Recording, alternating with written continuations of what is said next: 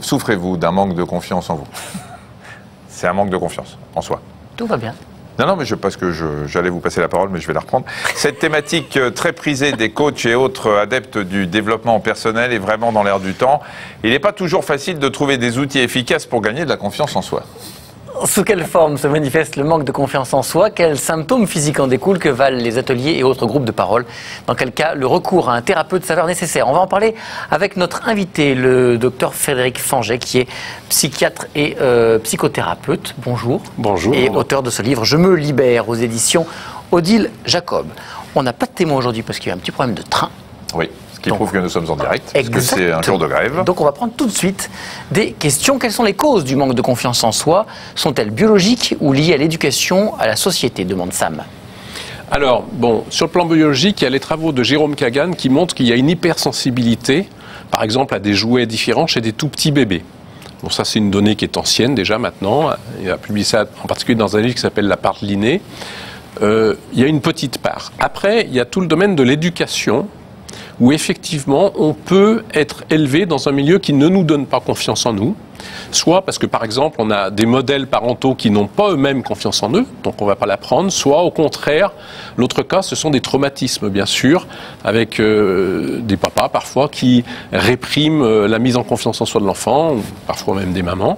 Donc vous avez un facteur éducationnel, avec soit un défaut d'apprentissage, les gens n'apprennent pas, parce que ça s'apprend la confiance en soi. C'est d'ailleurs ce qu'il y a de bien, parce que quand on en manque, on va pouvoir la rapprendre. Mais soit on ne l'apprend pas quand on est enfant, donc on n'a pas d'origine, je dirais, confiance en nous, soit on va la perdre à cause de traumatismes, soit dans l'enfance, soit adulte. Parce que vous avez des gens qui ont complètement confiance en eux, mais qui vont vivre un traumatisme violent. Je pense par exemple à un harcèlement au travail. On voit bien des gens qui, après ces phénomènes-là, ont complètement perdu leur confiance. On voit ça également chez des femmes qui ont subi un viol, par exemple, qui vont perdre confiance en elles sur le plan physique, sur le plan sexuel. Mais quand on revient, juste pour revenir sur le monde de l'enfance, quand on est parent et qu'on apprend à ses enfants à avoir confiance en eux, alors j'imagine que ça se fait pas, c'est pas comme apprendre à écrire ou à parler, c'est quelque chose qui est plus quotidien, mais est-ce qu'il n'y a pas un risque, on se dit en tant que parent, de donner trop confiance et d'oublier d'apprendre à un enfant l'humilité aussi également? Est-ce que c'est opposé? Vous avez entièrement raison, c'est pas un global. D'abord, il ne faut pas faire confiance à la personne, il faut lui donner confiance dans ses actes. Il faut bien différencier ce qu'on fait et ce qu'on est. Au même titre qu'on ne se laissera pas critiquer en tant que personne, on acceptera des critiques sur ce qu'on fait, sur notre travail par exemple, vous pouvez accepter une critique sur votre travail, jamais se laisser remettre en cause, on le verra peut-être tout à l'heure quand on parlera des thérapies. Et bien là c'est pareil, les parents doivent féliciter l'acte positif, mais pas être complètement gaga, sinon le risque c'est effectivement les enfants rois. Donc vous avez raison de souligner ça, il ne s'agit pas de dire qu'il faut fournir comme ça de la confiance en soi à tout le monde. Ça doit être adapté à la réalité. Un manque d'amour de la part de ses parents peut-il induire un manque de confiance en soi? Flo, vous parliez tout à l'heure des parents qui étaient trop froids. D'ailleurs, la dame qui devait venir aujourd'hui avait eu ce problème dans l'enfance avec une mère très très dure qui lui faisait pas preuve d'amour. Ça peut déclencher un manque de confiance? Alors ça peut. D'un autre côté, on a la résilience. Hier, je voyais en clientèle une jeune patiente vietnamienne d'origine qui a subi beaucoup de traumatismes infantiles et qui a complètement pris confiance en elle. Donc, bien sûr, ça peut créer, mais ça suffit pas. Il faut aussi un individu réceptif à ça. C'est-à-dire, en particulier, un petit enfant qui soit peu affirmé, par exemple, qui a un tempérament réservé, dont je parlais au début de l'émission.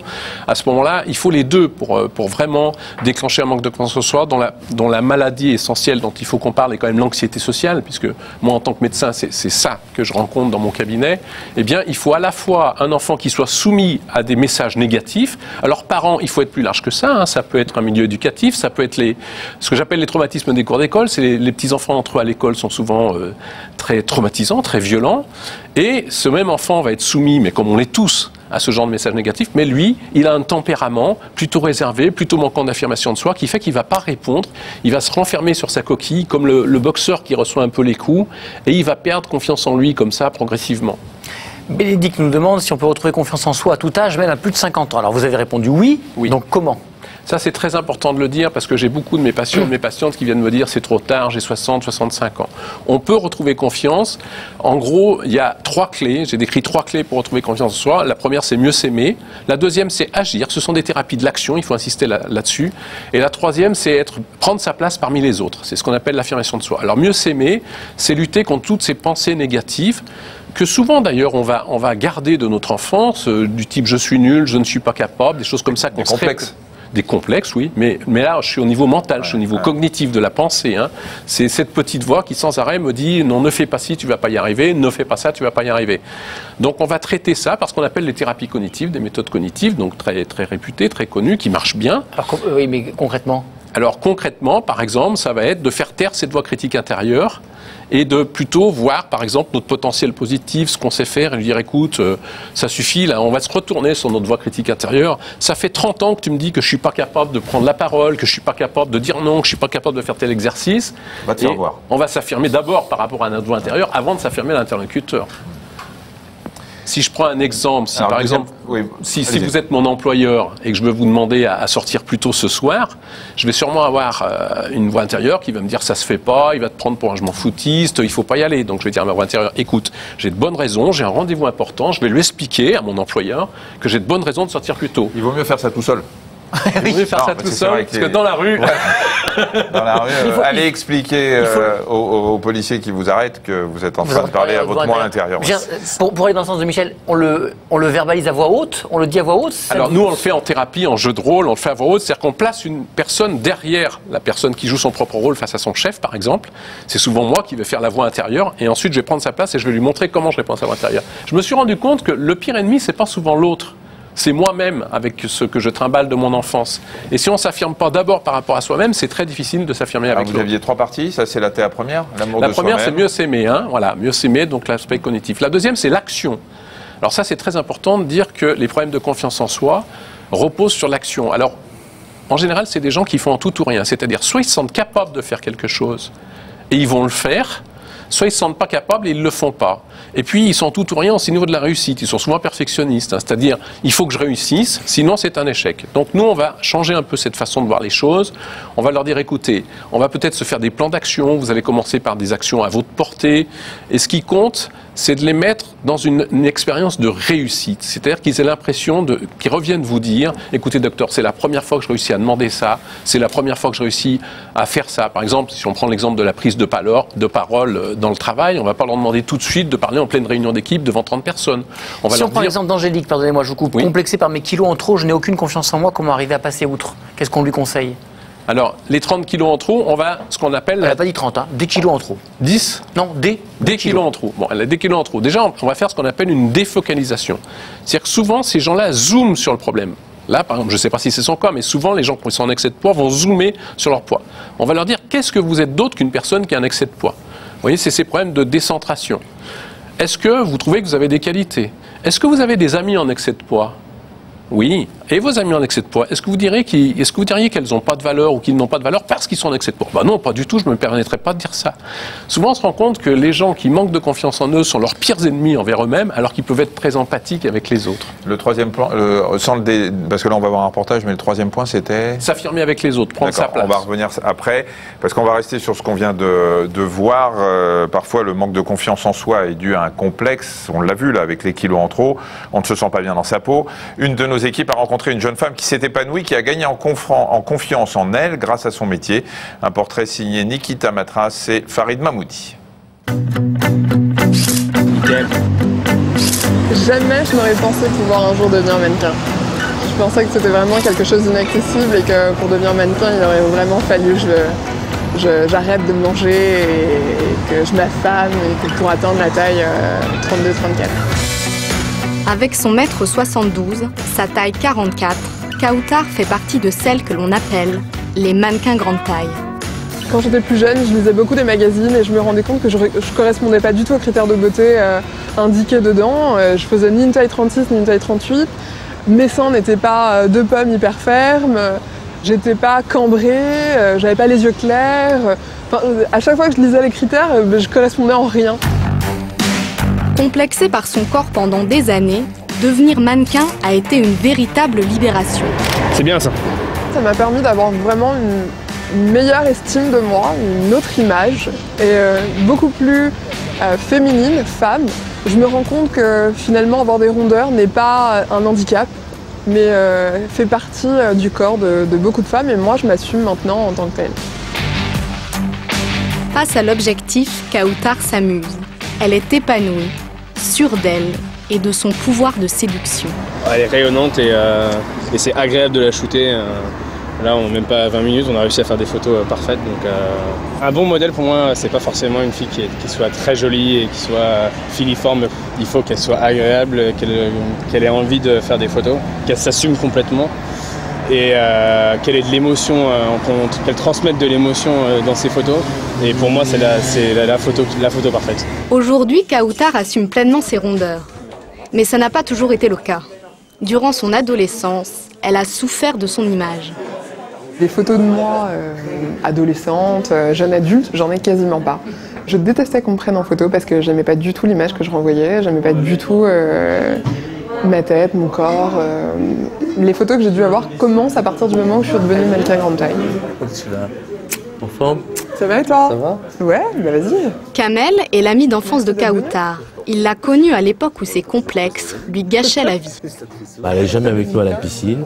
On était dans une salle de sport, elle ne voulait pas venir ni au hammam, ni au jacuzzi, ni dans la piscine. Quand on faisait jamais d'activité sportive nautique.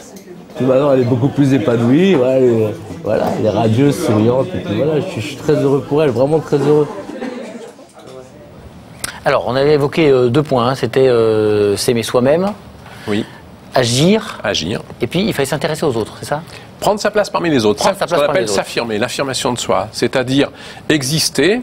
C'est ce qu'elle a fait. Mais sans. C'est ce qu'elle a fait. Mais sans écraser l'autre. Voilà. Là, on parle de gens qui sont parfois mal dans leur peau, qui ont, on va dire, des petits soucis de confiance en eux. Mais ça peut tourner au cauchemar, ça peut être des maladies graves au final. Exactement. Vous avez parlé de phobie sociale tout à l'heure. Oui, vous avez raison de souligner ce point, Benoît, parce que c'est vrai que le manque de confiance en nous, en fait, ça nous concerne tous un peu. Hein, on connaît tous un peu ça quand on démarre dans la vie, on démarre dans un métier, etc. Et ça peut rester de l'ordre, comme Michel le disait au début de l'émission, du développement personnel. Je crois qu'il faut faire la différence avec la thérapie, qui est une thérapie médicale de la confiance en soi, sur laquelle j'ai beaucoup travaillé, avec des gens, si vous voulez, qui sont atteints d'anxiété sociale, de dépression, de burn-out, de troubles du comportement alimentaire type anorexie boulimie.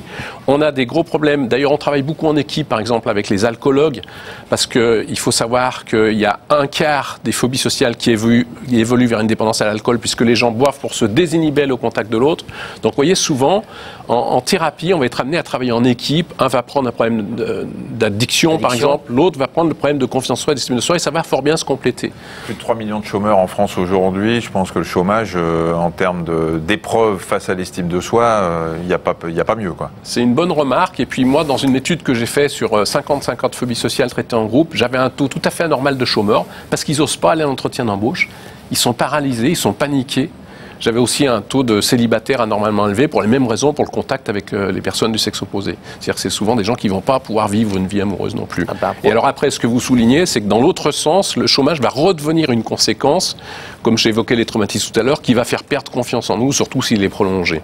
Alors à propos de rapport amoureux, Blandine nous dit « J'ai confiance en moi sur le plan professionnel, mais j'ai du mal à croire que je puisse plaire sur le plan privé. Pourquoi ? Pourquoi est-ce qu'on peut être bien dans une situation et mal dans l'autre ?» Ça peut être ça, voilà. Ça, souvent, dans le rapport amoureux, le rapport affectif, on voit beaucoup de gens qui perdent complètement confiance en eux. Parce que, si vous voulez, vous avez 4 pieds de la relation. Vous avez le pied social, c'est comment vous allez être en société. Hein, votre club de gym avec vos voisins, etc. Le deuxième pied, c'est le pied amical. Là encore, on est dans la phase publique, j'allais dire, de nous-mêmes, de ce qu'on montre. Le troisième pied, c'est le prix professionnel.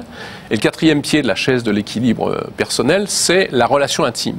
Et effectivement, on voit fréquemment des gens qui sont tout à fait capables d'avoir une prestance en relation amicale, sociale ou professionnelle. Et dans la relation à deux, ils n'y arrivent pas. Pourquoi ? Parce qu'on est sur un autre concept, on est sur le dévoilement de l'intimité. Puisque dans une relation intime, l'autre va voir qui je suis. Et quand il va voir qui je suis, me disent-elles ces femmes dont vous parlez, il va voir, docteur, à quel point je suis nul. Là, ça va apparaître au grand jour. Et ça donne des grandes angoisses. Suite à des abus et à de la maltraitance pendant l'enfance, je n'ai aucune confiance en moi. Quelle solution pour aller de l'avant, demande Julie qui a 20 ans. On va répondre à Julie, mais parfois le manque de confiance en soi nécessite l'aide d'une thérapie avec un professionnel. C'est le cas de Sarah, dont le manque de confiance en soi remonte à l'enfance. Marie Guyot, Maxime Souville et Isabelle Gastebois l'ont rencontré pour nous. Je suis nulle, je suis moche, je suis étourdie, je suis une mauvaise mère, je suis peu cultivée, je ne suis pas intéressante, je n'en vaux pas la peine et je suis malheureuse. Les complexes ont commencé quand j'étais petite, donc de différentes manières. Alors à l'école, parce que j'étais plutôt lente, que ce soit à l'écrit, que ce soit à l'apprentissage, que ce soit même pour faire des devoirs ou des exercices en classe. Puis après au collège, j'étais très complexée par rapport à ma dyslexie. Et puis voilà, les camarades de classe qui vous traitent gentiment de l'idiot de la classe par exemple. Dans le cercle familial, ça se représentait aussi dans le sens où c'était évident que j'allais pas faire des grandes études. C'était évident que j'allais pas avoir un poste, que j'allais pas avoir une carrière, que j'allais pas faire aussi bien que machin, aussi bien que truc. Malgré cela, Sarah fait des études supérieures et occupe des postes à responsabilité. Mais les complexes continuent à la freiner dans sa vie professionnelle et s'aggravent encore quand elle devient mère. Les complexes se sont aggravés dans le sens je suis une mauvaise mère parce que j'arrive pas à calmer mon enfant, parce que j'essaye de faire telle chose ou telle chose, mais mon entourage me dit que je devrais faire comme ci et comme ça. Je me demandais vraiment, je me suis même demandé vraiment ce que faisait mon mari avec moi. Il y a 1 an, Sarah est dans un tel état de souffrance qu'elle décide d'aller consulter. Depuis, elle se rend 1 fois par semaine chez une psychologue spécialisée dans la thérapie comportementale et cognitive. Quoi de neuf cette semaine? J'ai été à un événement un peu triste qui était un enterrement. La personne décédée était une amie de ma grand-mère. Et en fait, l'une des filles de la décédée a fait un discours. Et en citant les membres de la famille, j'ai été citée dedans. Alors dites-moi, qu'est-ce que ça vous a fait? J'avais du mal à croire que je comptais autant pour une personne. Je ne savais pas que je comptais autant pour elle. En thérapie, on va travailler justement sur la mésestime de soi, sur l'image en fait, l'image négative qu'on peut avoir de soi, qui peut être le reflet de la perception des autres, ou simplement une perception erronée liée à l'expérience de vie. En fait, on va leur demander de relever des situations du quotidien, au travers desquelles se manifestent ces complexes, ces idées négatives d'eux-mêmes, ces images négatives, et on va leur demander de travailler à être un peu plus objectifs sur eux-mêmes. Et alors, qu'est-ce qui a pu vous faire penser? Ces séances, accompagnées d'exercices pratiques et de mise en situation quotidienne, ont aidé Sarah à reprendre peu à peu confiance en elle. Une évolution qu'elle partage volontiers avec sa meilleure amie. Quand j'ai une contrariété ou quand je ressens quelque chose qui est très fort et que ça me travaille parce que c'est plutôt du négatif, immédiatement, en fait, j'ai toujours mon petit carnet sur moi et immédiatement j'écris, je résume la situation, c'est-à-dire réaction, ressenti, pensée. Et ben tout de suite j'ai une espèce de pression qui redescend, j'ai l'esprit qui s'éclaircit et je passe je passe à autre chose et ça me rumine pas pendant 24 heures ou 2 jours ou une nuit. Ce qui est frappant, c'est qu'il y a pas mal de sujets sur lesquels elle n'osait pas s'exprimer et du coup elle restait un petit peu, elle s'effaçait un petit peu. Alors qu'aujourd'hui, sur plein de sujets, elle n'hésite pas à dire moi j'ai envie et c'est ça que j'ai décidé. Elle a gagné confiance en elle. Peu à peu, Sarah devrait pouvoir espacer ses rendez-vous chez le psy et d'ici 1 an, mettre fin à la thérapie. Alors, vous disiez en regardant le reportage qu'on pouvait aussi pratiquer ces TCC, cette thérapie comportementale et cognitive, non pas seul mais en groupe. Oui, on peut faire en groupe parce qu'en groupe, on va pouvoir faire une mise en scène sur les scènes réelles, c'est-à-dire les scènes professionnelles, les scènes amoureuses, les scènes amicales, les relations parents-enfants. On va reprendre des dialogues très concrets et on va confronter du coup les gens à la réalité. Parce qu'il faut bien que le téléspectateur comprenne que quand on voit cette dame dire « je suis nul, je suis nul, je suis nul », c'est pas « est-ce qu'elle est vraiment nulle ?» ou est-ce qu'elle se voit comme nulle? Et c'est ça l'angle d'attaque de la thérapie, c'est de faire comprendre aux gens que ça n'est jamais qu'une vision d'eux-mêmes. On le disait tout à l'heure, qui souvent vient de loin et de l'enfance. Donc ils ont une conviction d'être nuls. Et du coup, ils en sont tellement sûrs qu'ils ne le remettent plus en cause. L'avantage du groupe, des scènes réelles, c'est qu'on les met dans la réalité. D'ailleurs, on va leur demander entre les séances d'aller appliquer ce qu'on leur dit pour faire la différence entre la réalité et la pensée qu'ils ont sur eux-mêmes. Et alors Julie, qui a 20 ans, on le rappelle, a subi des abus de la maltraitance pendant l'enfance. Quelle solution pour aller de l'avant? Elle doit forcément reparler de tout ça à un psy, Alors actuellement, il faut aborder le traumatisme. C'est pas sûr que la parole soit la meilleure technique pour aborder le traumatisme. On est plutôt actuellement sur des thérapies cognitives d'exposition ou des thérapies type EMDR, plutôt émotionnelles. Il faut bien savoir que le traumatisme, on est au niveau du cerveau émotionnel, on n'est pas au niveau du cortex cérébral. Au niveau du cortex, c'est une thérapie avec des mouvements oculaires. Mouvements oculaires, oui, vous êtes bien de le préciser, excusez-moi. il faut savoir que le cerveau émotionnel, qui est le siège du traumatisme, va pas être très sensible à la parole, à tout ce qui est thérapie par la parole. Donc là, on a, dans les cas comme ça, où les gens sont traumatisés, on va commencer par traiter le traumatisme. Ensuite, parce que tant qu'il est là, il va bloquer les capacités d'apprentissage. Ensuite, une fois que le traumatisme sera traité, alors là, effectivement, par un professionnel qui maîtrise ces techniques, et il faut vérifier la formation des professionnels à ce niveau-là. Ensuite, on pourra aller vers des techniques d'apprentissage, que sont les TCC dont on parlait, les thérapies comportementales et cognitives dont on parlait dans le reportage, qui vont pouvoir permettre aux gens d'acquérir les moyens de prendre confiance en eux. En une minute, quelques exemples de petits exercices que l'on peut faire au quotidien pour prendre confiance en soi. Donc, à part parler à ma voix intérieure, qui est juste là derrière, oui. Qu'est-ce que je peux faire d'autre? Par exemple, moi je leur fais faire ce que j'appelle un journal, le quotidien, le positif, c'est-à-dire noter tous les jours 1 ou 2 ou 3 actes positifs qu'ils ont fait ou qu'ils ont vu faire. Tous les jours, on relit ça à la fin de la semaine et on se pénètre un petit peu des émotions qu'on a ressenties. C'est-à-dire qu'il ne suffit pas uniquement de noter qu'on fait des choses positives, mais il faut ressentir une émotion de fierté. Ça, c'est important parce que c'est des gens qui voient que la partie négative d'eux-mêmes. Ils ne voient pas du tout leur potentiel. Et je crois qu'une des grandes clés de la psychologie moderne, c'est d'expliquer qu'on n'est pas là uniquement pour régler les problèmes des gens, mais pour leur montrer leur potentiel et leur apprendre à faire fructifier ce potentiel. On ne va pas enlever tous les problèmes des gens, les difficultés. Simplement, on a tous des points forts et des points faibles. Et expliquer que l'être humain est une médaille à 2 faces, avec une face positive et une face négative. Si par exemple on est trop perfectionniste, on en parlait tout à l'heure, la face négative c'est qu'on va être méticuleux, qu'on va perdre du temps. La face positive c'est qu'on est des gens fiables sur qui on peut compter. La jalousie, est-ce que c'est le signe d'un manque de confiance en soi? Est-ce que c'est la face négative? La jalousie c'est la face négative du problème de la séduction. Aussi on a peur éventuellement d'être trompé. Ça veut dire que sans l'autre je n'existerai plus. Parce qu'on a de la peine effectivement à garder une confiance en nous-mêmes. Merci beaucoup. On vous rappelle le livre de notre invité, Je me libère, chez Odile Jacob, pour justement retrouver cette confiance en vous. Je vous l'offre. Non, je le garde. Vous en voulez un deuxième? Non, c'est bon. J'en parlerai à ma petite voix. Demain, dans le docteur, on parlera du psoriasis. On verra quelle est la prise en charge. Excellent après-midi à tous. À demain, 13h40 sur France 5. Merci.